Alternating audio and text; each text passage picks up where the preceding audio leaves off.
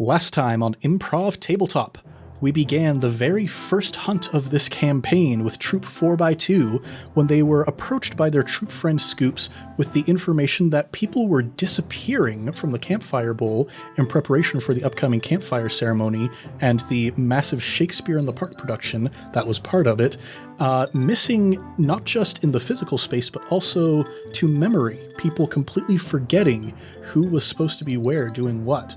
So our heroes headed down to the Campfire Bowl, ran into Shakespeare for a little bit, and then promptly decided to try and find the most stressed-looking person, the stage manager, and went about getting some information by following people out into the woods and trying to find them, but discovering that they were missing, listening in on conversations happening between stagehands, using magical powers to track the position of William Shakespeare, etc., etc. Like you do. Like you do.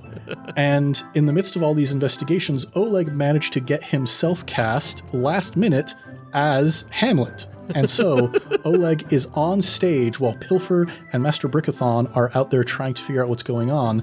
What's going to happen next? What are we going to discover in this hunt? Let's find out here in the world of the Tension Builders.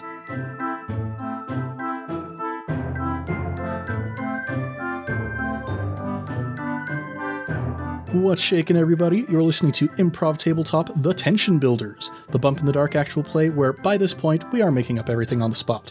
I'm Ned Wilcock, your host and GM, and today I'm joined by... Caleb Anderton, a.k.a.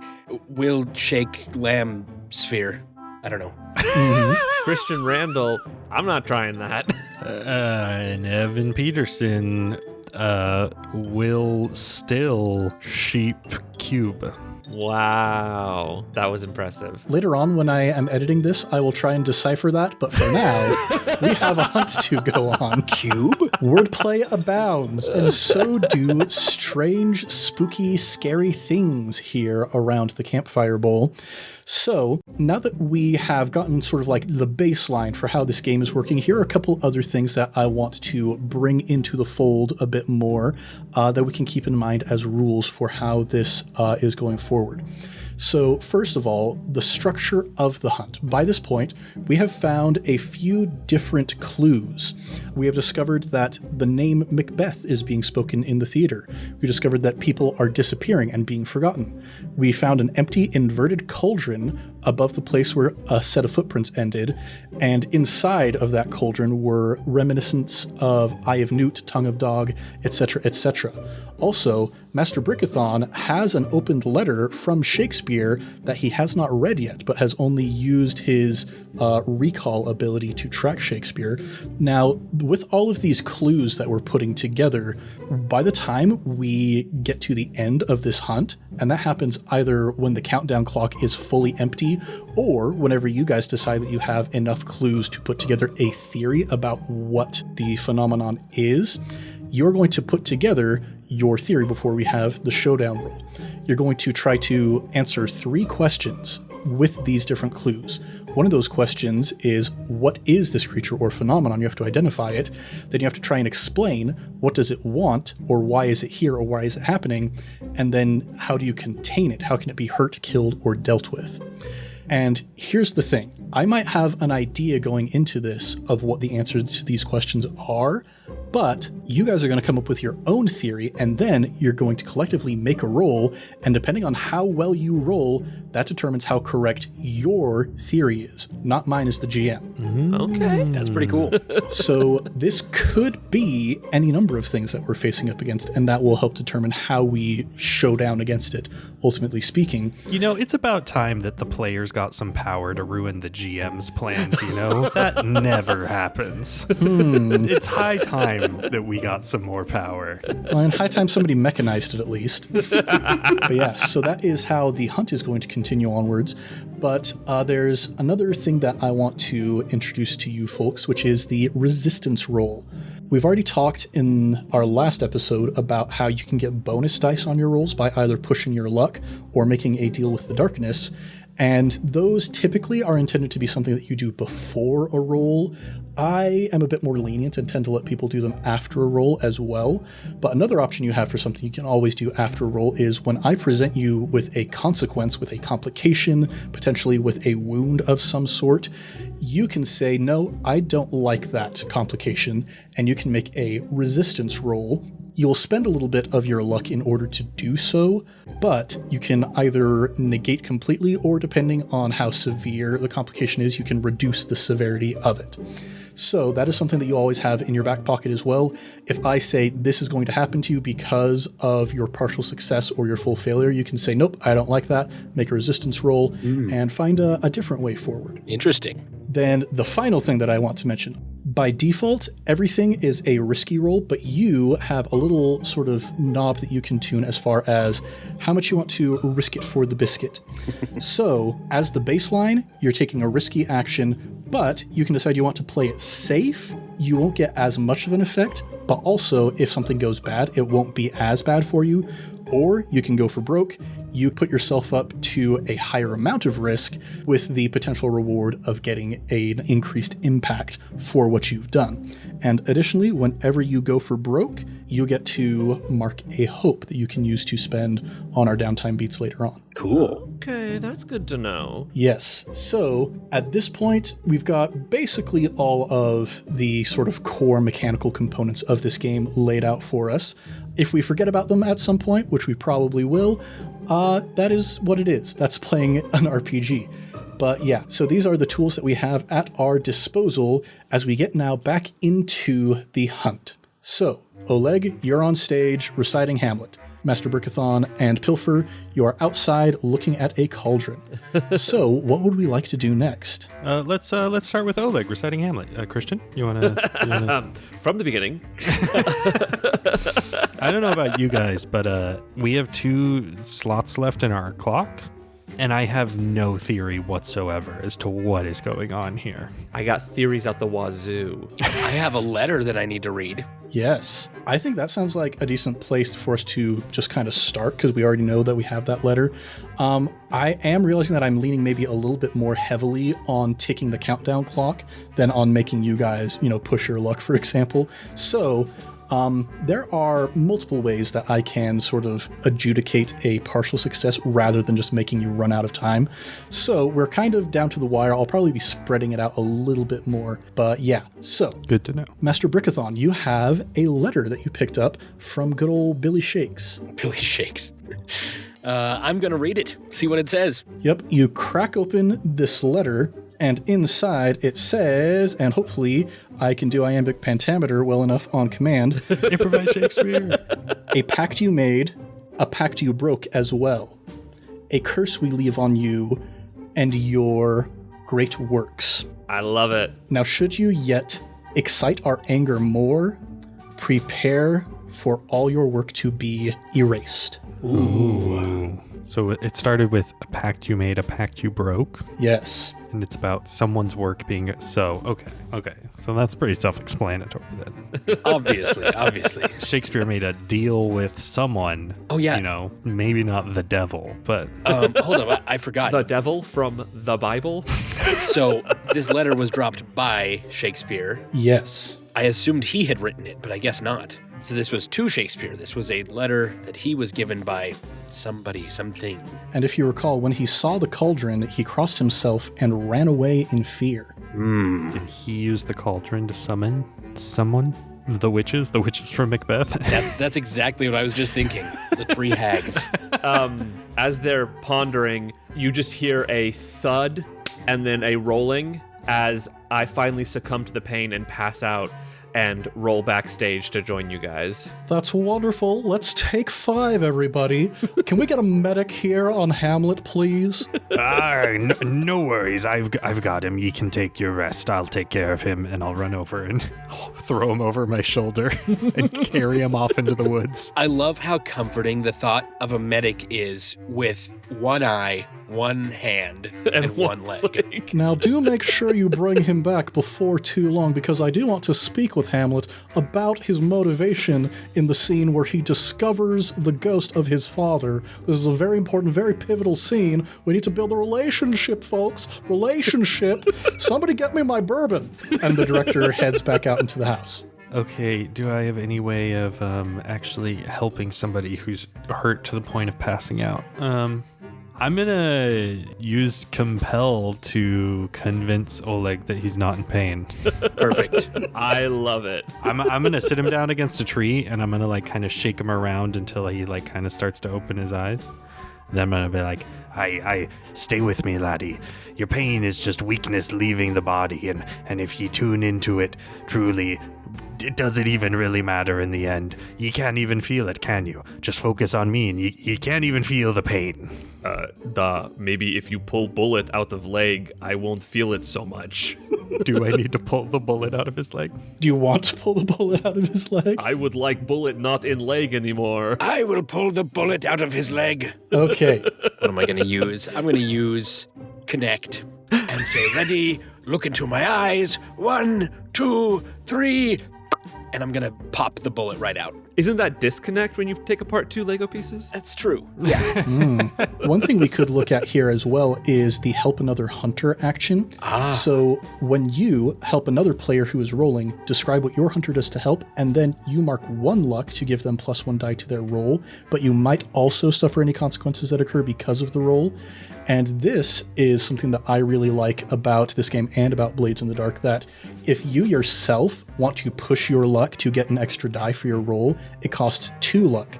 But if you're helping somebody else to give them an extra die on their roll, it only costs you 1 luck point. Cool. Are you going to use a luck to help me, Caleb? Yeah. Yay, I get 1 more d6? Yeah, so that is going to give you 3d6 on this roll to compel Oleg to not be hurt from his bullet wound. My highest roll was a 4. All right, so partial success, a weak hit in the Bump in the Dark terminology. I think what we're going to do is we are going to temporarily replace the wound that Oleg has from shot in leg to jacked up on motivational speaking.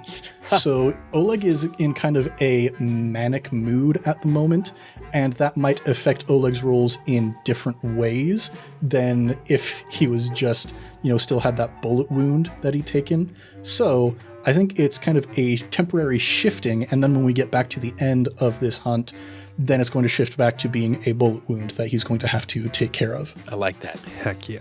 Walk it off, Oleg. Walk it off. I walk now. I walk very good. And I'll just start marching around. Tell me what you know. Tell me what you learn. We believe that Shakespeare himself made a pact with the 3 witches from Macbeth. We're not on stage, so I can say that. Or Satan. Yes, that is the other option. One or the other. Oh, I remember learning in Soviet school, Shakespeare is not writer, is Kevin Bacon. No, Sir Francis Bacon. Different Bacon. Is there a theory that Sir Francis Bacon wrote Shakespeare's plays? Yes, but listen. I have a lot to say about this. Occam's razor states that the most simple thing is the most probable thing that happened. Shakespeare probably wrote Shakespeare, not Francis Bacon or whoever else. Just, Oleg, you probably learned wrong. Yes, simple answer is correct. Witches. Occam's razor says witches. Exactly, thank you. Now that we have this idea, I'm gonna hold up my claw like a light bulb moment. I'll be right back. And I want to go find the 3 campers who are playing the witches. Ooh. And I'm gonna run up to them and be like, "Hi, children. Have any of you seen Shakespeare hanging around recently?" I'm going to roll to see if they have seen Shakespeare hanging around recently. Oh yeah, he was here for a little bit, but then he ran off into the woods like a little wussy. Yeah, did he act strangely when he saw you? Oh yeah, he was talking about grooviness and boogieing, and kept calling us cats. It was really weird. But he seemed at ease, or did he seem uncomfortable around you?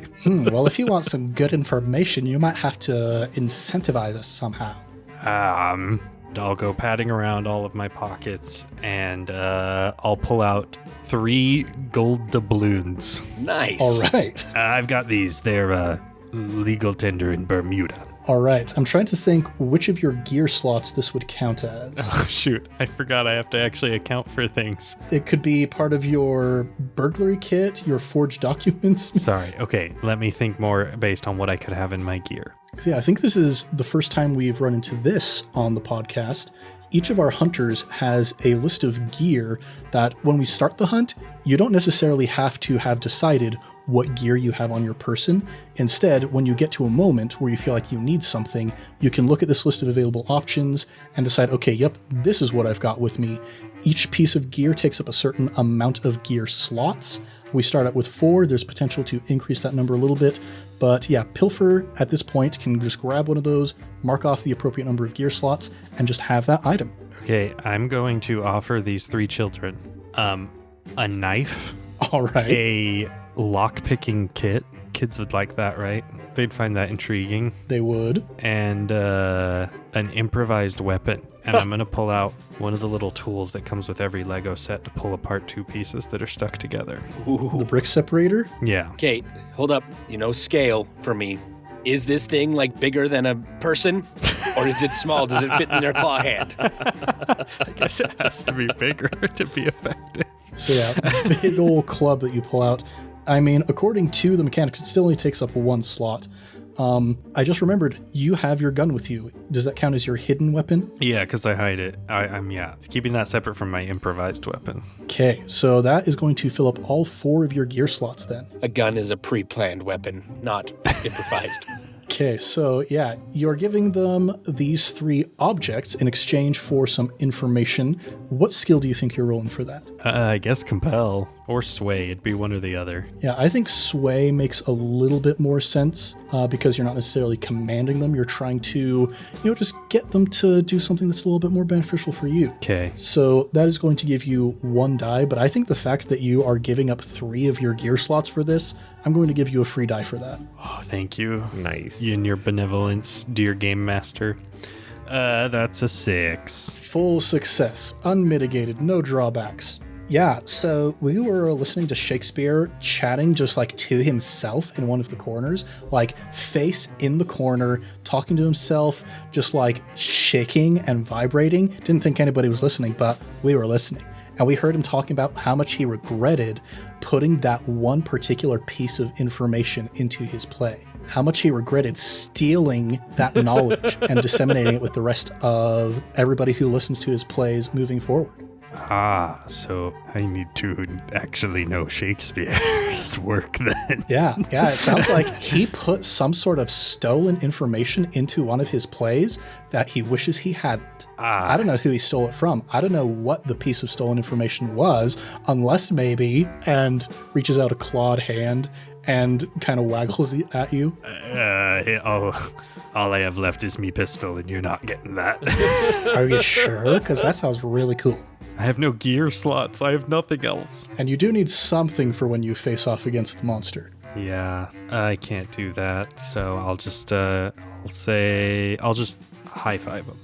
This was a good exchange. I'm very happy about this. And you see this kid is just like flipping the knife up and down absent-mindedly in the air, catching it by the tip every time. All right. Well, thank you for the information. You'll all make excellent pirates someday. And I'll head back to the gang and relay the information. Outside of character, you two know Shakespeare, right? Yes. Yeah. Okay. When you come back, I point with my claw hand and I say, "Did you cut off part of his totem chip? I saw improper handling of knife." I've seen much more improper on the high seas. It's fine. A child's got to learn at some point. You hear a shriek of pain coming from back inside the theater. Yes, very quick lesson. I understand. Very quick lesson. You are a good teacher. And now you get it. And I put my hook hand on his shoulder.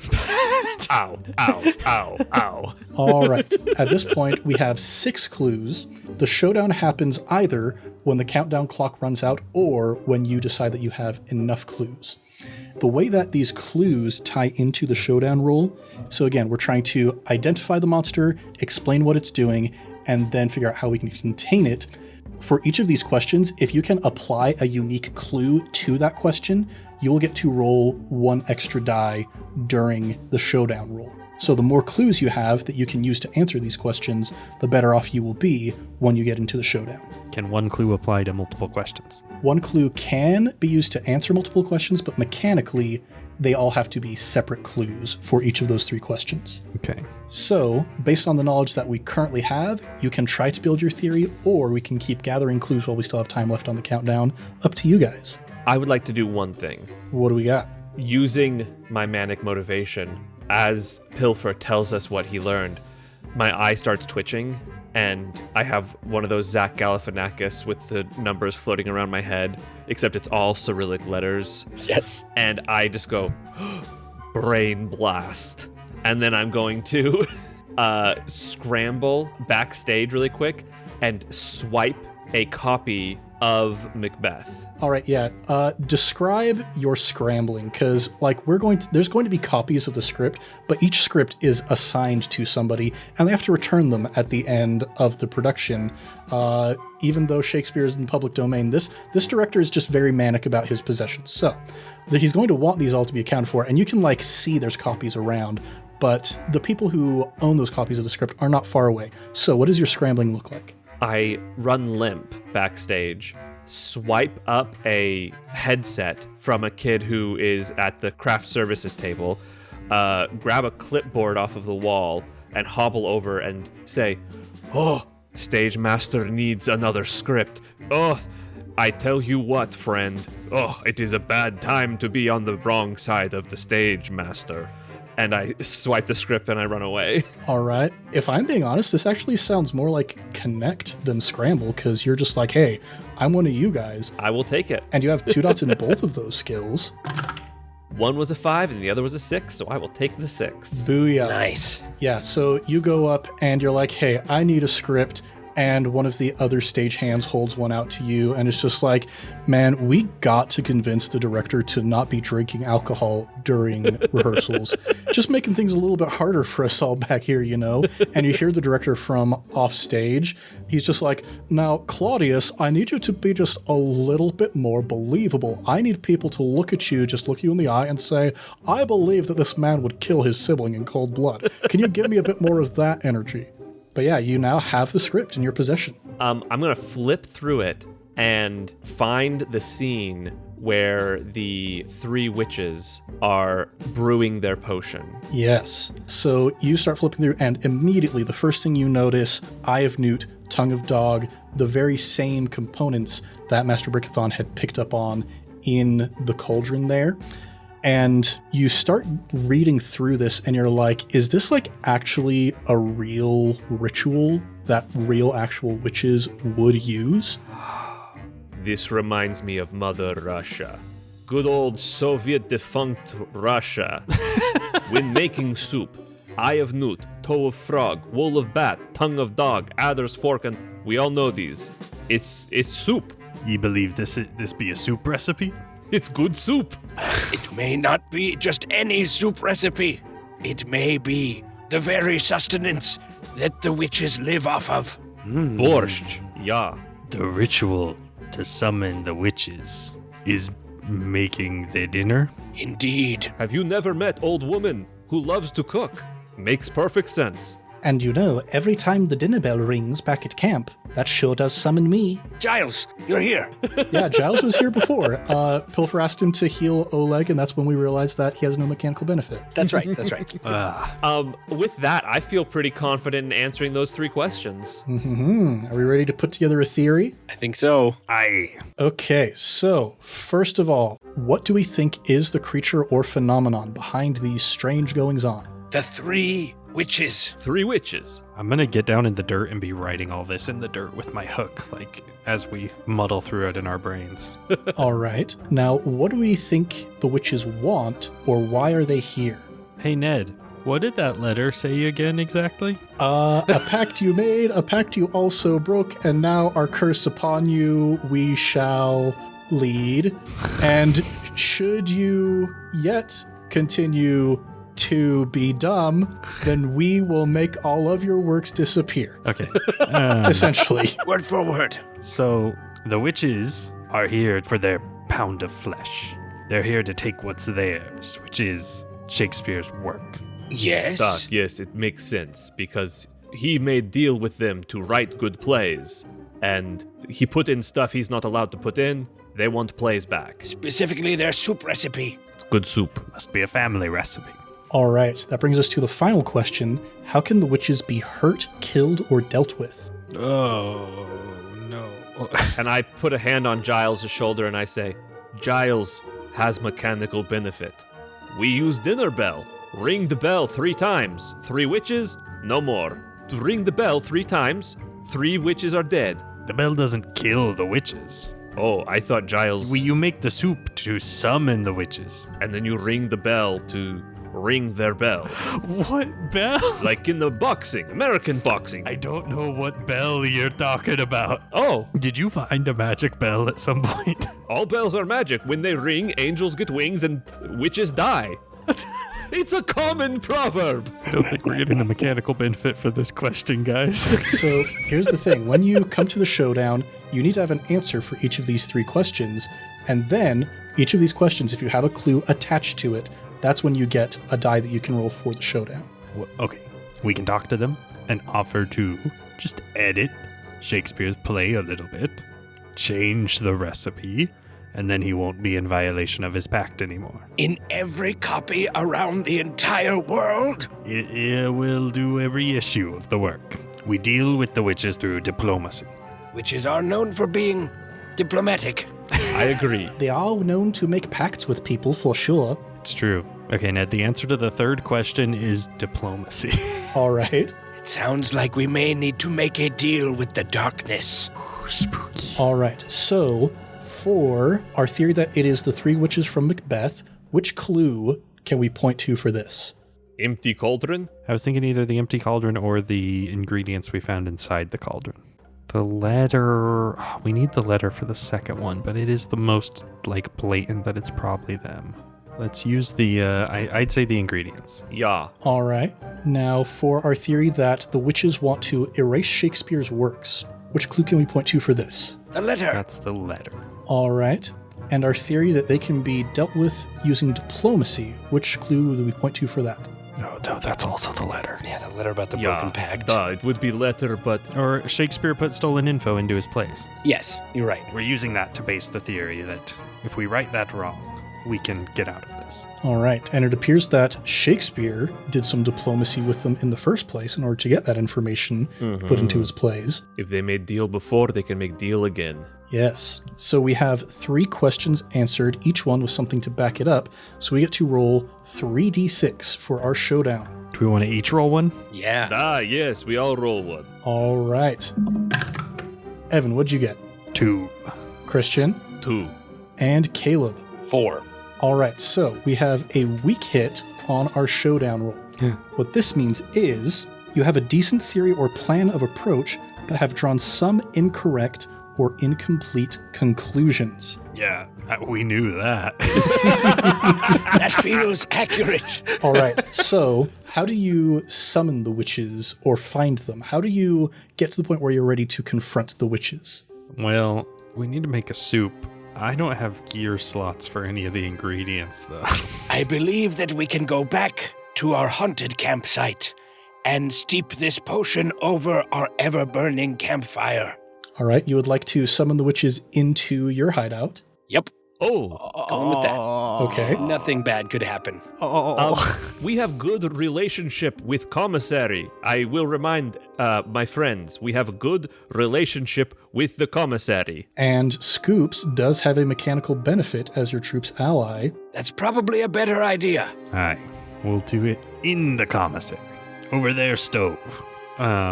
Does the commissary, does it have Eye of Newt, Tongue of Dog? I'm going to roll to see if the commissary has Eye of Newt, Tongue of Dog. Okay, fast forward. Scoops, sneaking you guys into the commissary. when it is dark outside.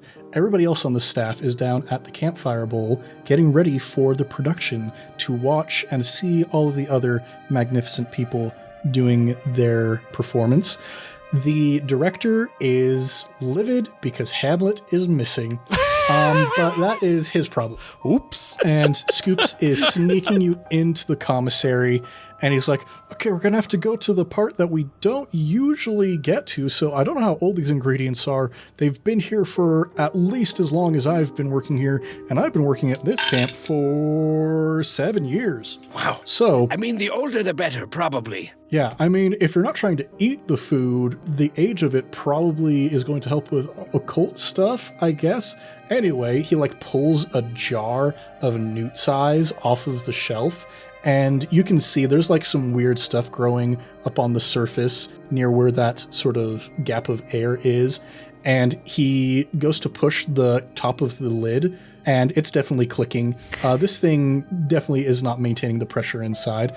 Well, I'm glad we're not eating this. Who wants it? And he starts grabbing all the ingredients and just holding them out to you as daintily as he can in his claw hands. The Eye of Newt had a food safety pop-top lid. Hey, we are very serious about food safety here in the commissary. Yeah, I recognize most ingredients. My grandma made similar soup. I can make soup. I have at it, matey. Yep. He shoves all the ingredients into your hands and goes over to one of the burners, starts it burning as high as he can with a big old stock pot on top. I would like to use rig, and I want to hand the script I still stole to Master Brickithon. Master Brickithon, please read recipe so I make sure I don't make a mistake. Yes. Can I assist with this? And just in case, I'm going to use Reed for this. And Master Brickithon is also, obviously these real ingredients are here. Eye of newt, toe of frog, wool of bat, and tongue of dog. But just in case, Brickithon knows that there are other things that these things might mean. So he's going to be putting in mustard seed for Eye of newt. He's going to be putting in buttercups for toe of frog. He's going to be putting in holly leaves for wool of bat, and not sure what hound's tongue is, but that's the other thing. Just in case, this is a double potion here, and I'm assisting. All right.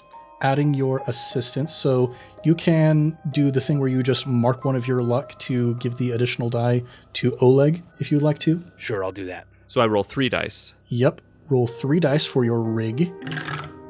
A 1, a 1, and a 5. Okay. Partial success. Now, I'm going to give this entire situation, this showdown against the witches, an 8 clock. So, with your partial success, we're going to tick off one of those segments on the 8 clock. So we're down to 7 to stop the witches. And so, what does your potion look like as you are concocting it? It starts off looking incredibly horrific, bubbling and gurgling and somehow thick as cement and still watery. But as we add the ingredients and I stir clockwise and then I stir counterclockwise and then I hop on one leg and then I spin around 3 times, it starts to turn a nice sort of reddish color and it starts to just look like a good borscht. Yep, it all starts coming together, and you can see that red broth bubbling and frothing, and you start to smell this metallic, coppery iron tang on the air. And as the borscht begins to kind of splatter and bubble up out of the pot, you see it is turning into blood. Ooh. And the spatters of it are landing around the range on the floor, and it starts to kind of swirl. It's almost like a whirlpool in reverse, going up, out, this conical point coming up from the surface of the borscht. And from it, you see the steam all gathering into a similar sort of tornado coming up out of it. And lightning begins to crack inside of this funnel cloud that is now beginning to overtake the ceiling of the commissary. And with 3 big splashes, you hear cackling figures emerging and begin moving around in the fog and filthy air until they begin to settle and peer down at the 3 of you, all gathered together, clumped in, their ugly faces, hooked noses, warty skin, scraggly hair held back by jungle creepers and vines. And one of them approaches towards you, Oleg, and says, "Prithee, sweetling, who has brought us forth, tell us now, what is it you desire? What folly now does compel you, my dear, to bring these witches out from their retire?" Oh. And I hold up both of my claw hands as if I'm going to start counting syllables. Shakespeare, friend of ours, is in need of help. He made bad choice by crossing you. His bad. Maybe we can fix it, though. You like soup? We will hide the recipe from new eyes. And then I kind of shrug and I look back at the other two. Yes. Behold, O dainty fair, ye witches three. We promise we shall erase what he did, and nevermore shall anyone now know the way to summon thee with pot and lid. Ooh. What? Okay. A rhyming couplet. All right. So I am going to give you one chance to make a diplomatic roll to see whether diplomacy is going to work or not. Okay. So, Master Brickithon, what skill would you like to roll for that? That's gonna be read. That was all of my Shakespeare knowledge into trying to make a rhyming couplet on the spot. Now, if he pushes this to be a riskier roll, what's the benefit of that? The benefit of that is we're going to mark off more ticks on that 8 clock to stop, to contain the witches. But if it goes bad, it might go a little bit more bad than otherwise. Can I mark a luck to assist because I started the attempt at pentameter? Yeah, he did. He did. How good do we feel like that attempt was? I hit 10 syllables per line. Did you hit the meter, the unstressed stressed? It's not my first language. Okay, if you spend the luck, we can let you go for it, yeah. I will spend the luck. Oh my gosh. So, that is going to be 3d6 for Master Brickithon. All right, here we go. Do you want to go for broke, or do you want to just leave it risky? Why not? I'll go for broke. Risk it for the biscuit. Risk it Okay. for the biscuit. So this is no more dice, but it is greater risk for potential greater reward. Correct. And you do get to mark a hope every time you go for broke. Okay, I'm doing it. All right, 3d6. Oh my goodness, that's a 2, and a 1. What? No. Oh. Okay, so I suffer the consequence too? I think everybody suffers the consequence to some degree. The witches look down at you, and one who is off to the side snarling says, "These friends of Shakespeare, are they? Here before? Well then, no friends of ours are these young pups. And now our claws shall find their sweet purchase in meat that we shall rend from frightened bones." You cannot be diplomatic with these witches. That is the twist. And I think that's where we're going to pick up next time. Yeah, what a twist. What a twist. I think we saw that coming. You know what this means? The bell. Our only hope is the bell. The bell. If the bell works, Evan is going to be so mad. I've got 2 weeks to calm down. It's all right. Well, we get to fight some witches. Isn't this going to be delightful? Wow, I'm just glad I didn't ever have to speak an iambic pentameter. especially in your pirate accent. Oof. I wrote one text in iambic pentameter in the pirate accent, and it took me like 15 minutes. Well, everybody, thanks for listening to Improv Tabletop, and we'll be back next time with more adventures in the world of The Tension Builders. If you want more, go ahead and subscribe, maybe even give us a review. We would be as happy as a trio of witches who just got served a nice big pot of soup if you would go ahead and give us a review on the podcatcher of your choice. We also do have a bunch of social media accounts. I don't like social media, so if you want to get in touch with us, we have an email address, improvtabletop@gmail.com. If you would like to get in touch with us, don't be afraid to reach out. And now it's time to shout out our next batch of Sticker Club patrons. Yeah. And the people we're shouting out this time are John Michael Carter Luckett, Mackenzie Peterson, and Paul Cosgrove. Hey. One of those people's super hot. The other two probably are, but I don't know them. And you are not married to them either, so. Yeah. I mean, are these people the three witches? Definitely. Do we just go with that? Absolutely. No, you said the witches were hideous and wart-ridden. That's my wife you're talking He said about. one of them was. He described one of them as having a big nose, warty, and you know what? That's up to them. They can decide who that wants to be. Wait. Are these the three camper witches that I gave a knife and pistol You to? know what? Yes. These are the other three witches. Yeah. The sassy three. You just got an awesome knife. Great. Now my wife's going to listen to this and be like, so are you buying me a knife or you... Mackenzie, what do you have? A knife! We will have more Sticker Club patrons to shout out next week, and if you, dear listener, want to join their ranks, consider joining our Patreon at patreon.com/improvtabletop, where you can also get things like Discord access, biannual sticker packs, and more, such as our current ongoing patron-exclusive campaign, Serpent Sea Sagas. Christian, what's one of your favorite things that has happened recently in Serpent Sea Sagas? Connor existing is one of my favorite things all the time, and boy howdy does he exist in that campaign to his very fullest self. What a force he is. He's insane. Every single time he opens his mouth, you could give me 1,000 years, and I would never, ever predict what is going to come out next. That is accurate. Yeah, if you want to get a bit of that chaos, you can listen to our previews that we're posting, but also just find any of our episodes that have Connor in them. He's been in plenty of them so far. Might I recommend Brimpus Chimpus in Animal Station? Oh, Brimpus Chimpus is an icon. Love Animal Station. That was such a fun little campaign. Now, let's do a round of plugs, and I'll actually take that again this week instead of passing it around, because I got a special thing I want to plug. Aside from, of course, we've got our sister podcast, I Cast Fireball, a D&D 5e actual play going through the campaign Skull and Shackles. There's lots of cool pirate stuff going on over there. Lots of pirate stuff just in general happening in our family TTRPG space. But the other thing that I want to plug, dear listener, is if you are interested in getting this game, Bump in the Dark, now's a good time for you to get in on that, because they are currently running the Bump in the Dark bundle for Indigenous Health over on itch.io. There was a game jam that took place last fall where a bunch of the community got together, made some third-party content for Bump in the Dark, and they've put together a bundle, and for just $10 or more, you can get Bump in the Dark Revised Edition, as well as a whole bunch of other content for it for just $10.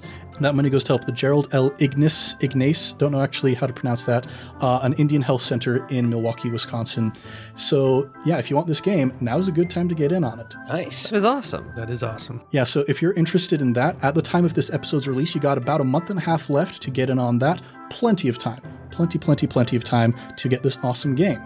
And with that, I would like to thank you all for joining us here in the world of the Tension Builders. I'm Ned Wilcock, your host and GM, and I've been joined by... Caleb Anderton. Christian Randall, ready to ring the bell. And Evan Peterson, still not really sure what this bell business is about. Much love and stuff, everybody. We'll catch you next time on Improv Tabletop. We'll do it in the commissary. Over there, stove. Plus, they have the bell, so I'm just saying, if it comes to that, they have the bell. I just don't know. I don't know where you got this idea about bells. Evan, just so you know, I had never heard of this either, but I just looked it up. And yes, the idea that the tolling of a bell hurts witches is a common theme in folklore and fictional stories. That's new to me, That is new to me. but good on you, Christian. Good on you, Christian. But also, it never came up here. Giles said the bell. It was very clear in my head. What? Cultural differences. Never mind. We'll move on.